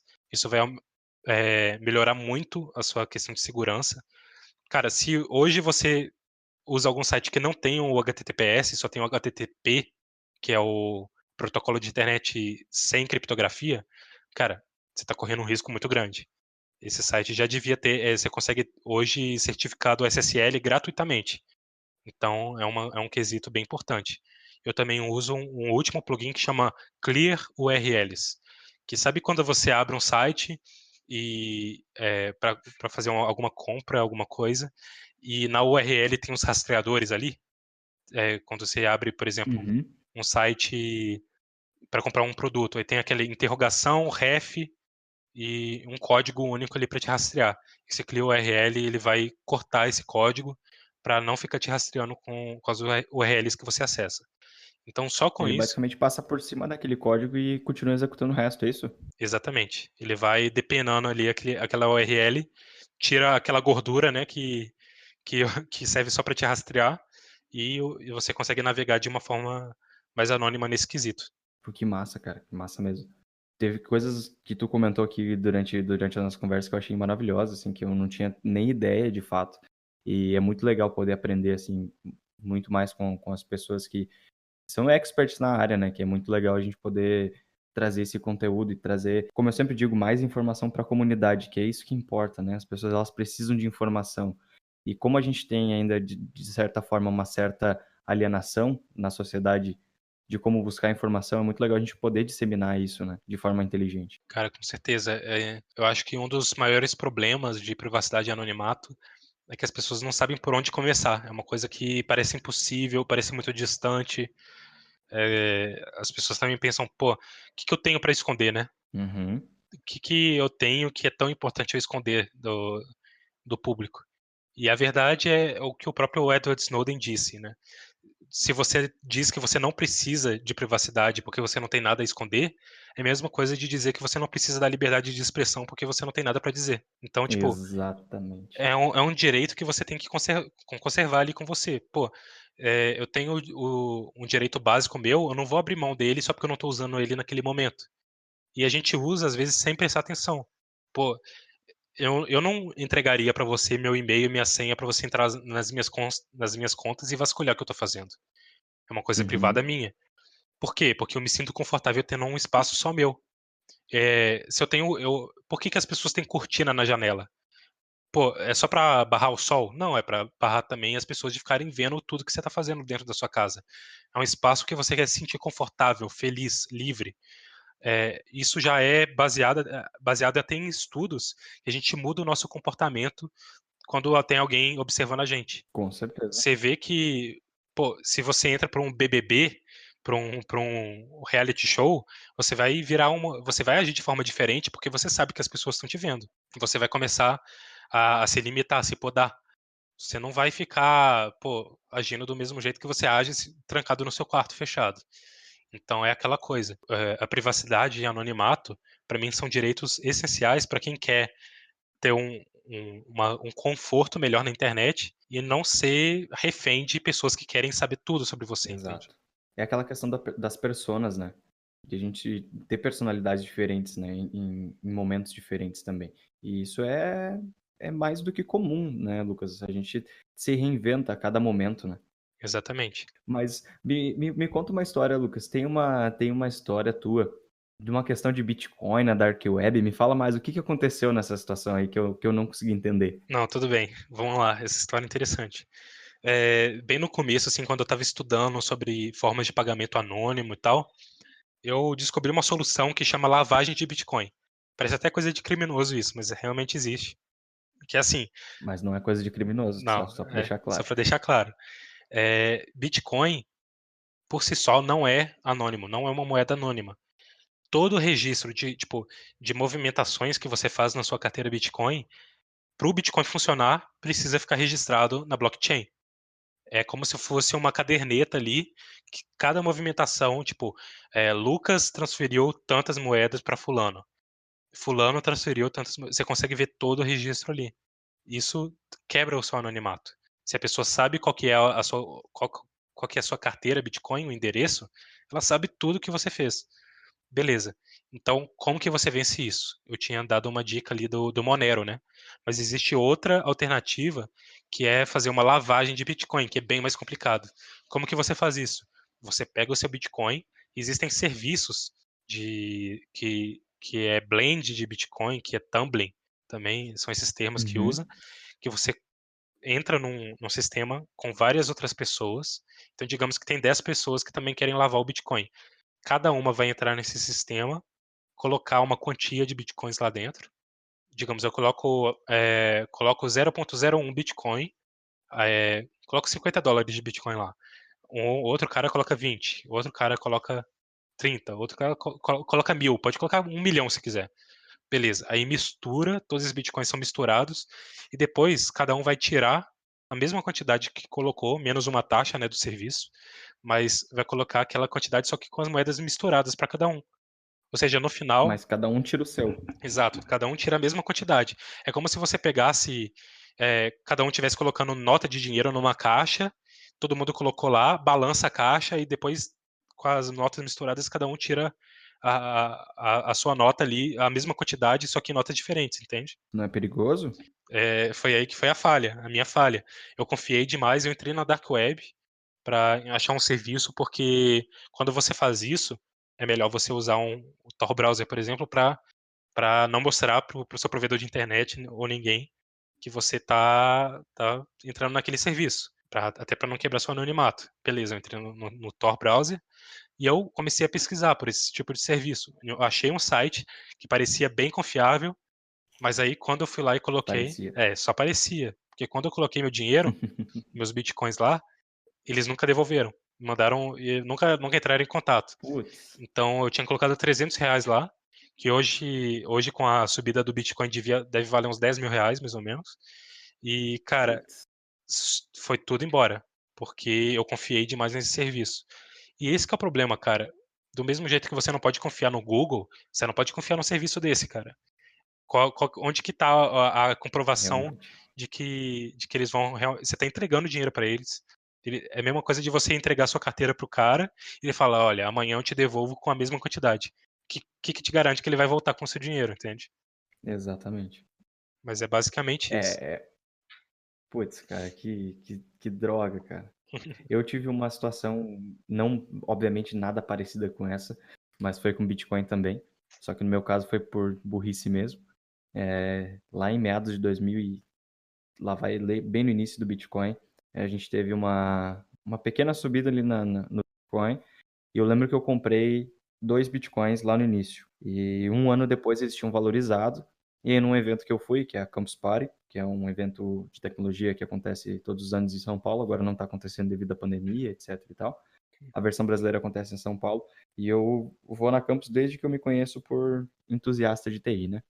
Teve um dos anos que eles colocaram uma máquina de Bitcoin, um caixa eletrônico de Bitcoin, onde tu podia sacar, né? Tu ia lá, chegava com QR Code e tal, logava na tua conta, conseguia sacar o dinheiro por ali. E foi muito louco porque eu consegui sacar o dinheiro um ano depois e ele já tinha valorizado. Tinha valorizado pouquíssima coisa, eu saquei acho que uns R$ 50, R$ 60, não lembro. Uhum. Cara, se eu tivesse deixado aquilo ali, eu estaria com muita grana na minha conta hoje. Você falou Infelizmente, 2 não bitcoins, tô. né? Exatamente, 2 2 bitcoins. O bitcoins valor do hoje, Bitcoin hoje, putz. eu acho que ele tá 200 e poucos, 300 e poucos mil. Cara, você estaria com mais de meio milhão de reais. Então, olha aí. É, Imagina o que eu poderia fazer com meio milhão de reais. Bom, ainda assim, de nada adianta a gente ter R$ 1 milhão na conta e não ter privacidade e anonimato, né, Lucas? cara, Se torna muito mais fácil de ser alvo assim, né? tudo que você paga, você tem que pensar também a questão de cartão de crédito. Tudo que você paga com cartão de crédito, você você está deixando um registro. Seu banco sabe. E isso é muito interessante para eles, porque eles também constroem um perfil. Nós somos o que a gente compra, né? No mundo capitalista que a gente vive, tudo que a gente compra nos define. Se eu compro muito, se eu compro um certo tipo de remédio, dá para saber que eu sou dependente daquele remédio. Então, Uhum. se eu compro muito suco, ele gosta daquele tipo de suco. Vai montando um perfil. Se você pensa em compras isoladas, não é algo tão importante assim. Mas pensa em anos de compras suas que você faz. Se um cara tem um acesso a tudo aquilo, Exato. tem um perfil muito bem construído de você. Então é Com certeza. outra forma de ser perfilado aí através das suas compras com cartão de crédito. Aí que entra a forma de pagamento anônima. Ou você paga em dinheiro, porque não fica registrado em lugar nenhum, sem fornecer o seu CPF e nome, ou você usa o Monero ou compra Bitcoin e transforma em Monero.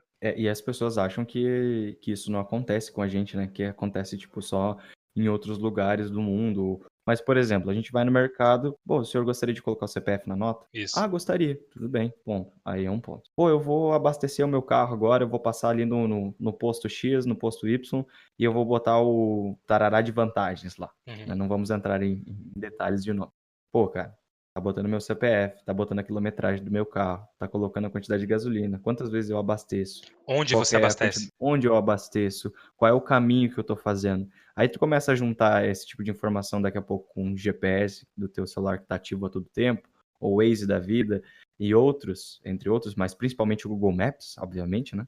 E aí tu Exato. começa a montar todo um perfil em cima disso. E às vezes as pessoas acham que a gente está muito longe disso, que isso não acontece no Brasil. Não, isso não só acontece, como já é muito presente, só que a gente não consegue enxergar muitas vezes, né, Lucas? Exatamente, cara. E vai ficar pior. Vai ficar cada vez pior. Vai. Você pega a Coreia do Sul, por exemplo, que tudo que você faz, você está interagindo com a internet das coisas. Tem um aquecedor que, tipo, não, Absolutamente tudo.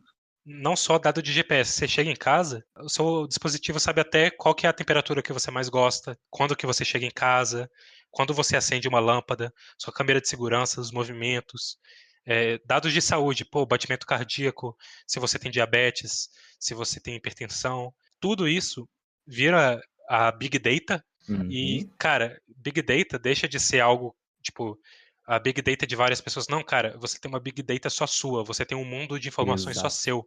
Você tem um, você tem teras de conteúdo ali que partiram de você. E agora pensa assim, pra gente que a gente nasceu quando isso ainda estava engatinhando, é uma coisa.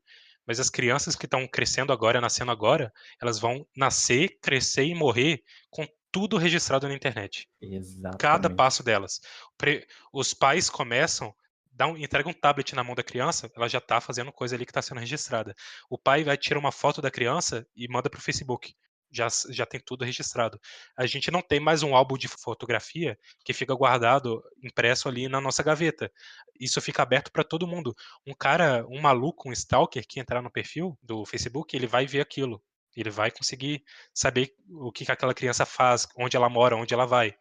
Então, cara, a gente está saindo de uma era onde os nossos dados estão do nosso controle e a gente está entregando esses dados na mão das empresas. Então, a criança vai crescer, vai chegar na fase idosa, tendo teras de conteúdo da vida inteira delas registradas, né? Então, é uma coisa bem maluca de se pensar. Podendo fazer uma linha do tempo, extrair conteúdo e dados de todas as formas possíveis para gerar um resultado, né? Isso é o mais Exato, louco. É um dos perigos, né, que a gente tem da IA, né? Mas exato. isso é até um papo assim um pouco mais delicado, né? Acho que seria legal a gente até fazer um bate-papo só em cima de IA e os perigos, porque eu acho que é um assunto que é muito amplo, né? Ele é muito grande, ainda mais no momento que a gente está passando hoje, né, cara?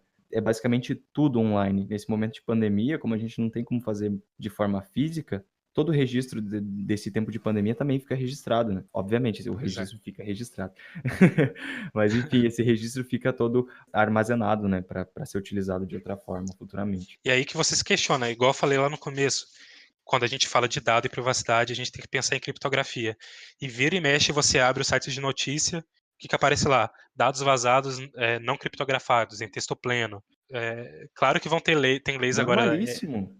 LGPD e tal, mas, cara, precisa ter lei para a empresa fazer alguma coisa. Enquanto puder fazer, a empresa vai fazer do jeito mais barato, que é não se preocupar com criptografia, não se preocupar com segurança. Então, uma hora ou outra vai vazar, cara. Vai vazar. E a gente tem que correr atrás, porque se deixar só nas mãos das empresas, uma hora ou outra vai dar errado, sabe? E agora, nesse momento que a gente está passando com a questão da LGPD, que está vindo à tona, né? Que já agora, a partir de dezembro, a princípio, já vão começar as multas e etc. Agora vai ser um momento realmente de todas as empresas fazerem uma adequação emergencial, porque os dados estão ali e eles precisam ser protegidos de alguma forma. Então, como Exato. a gente não tinha até então uma certa segurança em cima disso, né? Um órgão que vai fazer essa legislação de forma mais presente, Muitas vezes o que aconteceu foi que a gente teve que implementar de fato uma lei antes que tudo tivesse preparado para que as empresas possam de fato dar uma segurança para os seus usuários, né, para os seus contratantes, que é mais importante, né? E sabe o que é mais triste, cara? Tem a LGPD, porém, isso para empresas pequenas e de médio porte é ok. Isso realmente elas vão se preocupar. Mas pensa numa empresa gigantesca. Muitas vezes é mais benefício elas serem multadas do que gastar dinheiro se adequando. Então Exatamente. enquanto elas puderem, elas vão atrasar, elas não vão cuidar dos seus dados, vão ser multadas em milhões de reais, que às vezes vai ser mais custo-benefício do que ela simplesmente movimentar dezenas de milhões de reais para mexer em todos os servidores e todos os lugares e contratar vários profissionais e auditorias, contratos e fazer toda a realocação. Então, cara, mais uma vez aí, o que for mais barato e mais fácil é o que eles vão fazer. E eles ainda vão tentar ganhar dinheiro com seus dados de todas as formas possíveis. Ah, com certeza vão. Os Estados Unidos estão ultrapassando a casa dos milhões já em por conta da GDPR, né? E para quem não sabe, a LGPD é a versão brasileira, né? Lei Geral de Proteção de Dados, e a gente tem a GDPR, que foi a que originou de fato essa proteção de dados. A GDPR é europeia, ela é uma legislação europeia que a União Europeia lá, eles chegaram a esse acordo, que é basicamente uma LGPD, é um acordo que fala, olha, um usuário que cria uma conta no serviço europeu, o cidadão europeu, ele tem o direito de pedir exatamente quais dados, todos os dados que estão sendo coletados deles. Eles têm a opção de pedir para tudo ser deletado irreversivelmente, ou seja, não armazenar mais nada. E eles têm que ter a consciência de tudo que vai ser deletado naqueles termos de privacidade, sem esconder nada. Então, por isso que é interessante essa GDPR, sabe? Aproveitando o ensejo, peço desculpas se caso esteja sendo audível algum tipo de ruído externo aqui no meu microfone. Infelizmente, eles decidiram fazer obra hoje, justamente no dia que a gente decidiu gravar. Então, peço desculpas a todo mundo que está ouvindo. Mas, Lucas, de forma geral, cara, eu te agradeço de coração por todo o papo que a gente teve, por toda a explicação, pelas correções. Peço desculpas se algum comentário meu não foi legal. Cara, não tem que pedir desculpa, não tem que pedir desculpa. Cara, é um aprendizado, não tem que ter medo de errar, tem que evoluir. Vai do zero, cara. Ninguém nasce sabendo, sabe? E sempre discutir. Discuta, troca ideia, é, sem disputar quem sabe mais, sabe?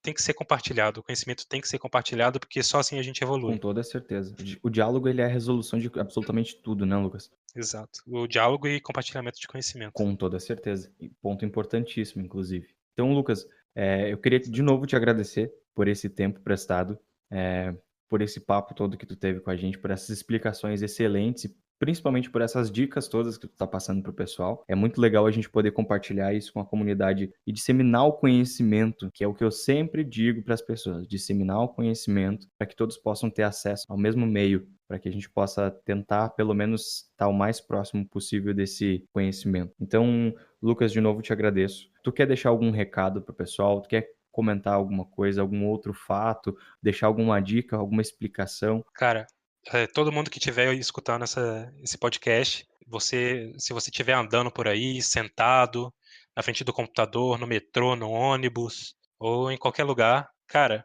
eu quero que você pare um pouco, olhe ao seu redor e pensa, cara, como que eu poderia ficar mais privado e anônimo? Como que eu poderia ter uma vida mais livre na internet?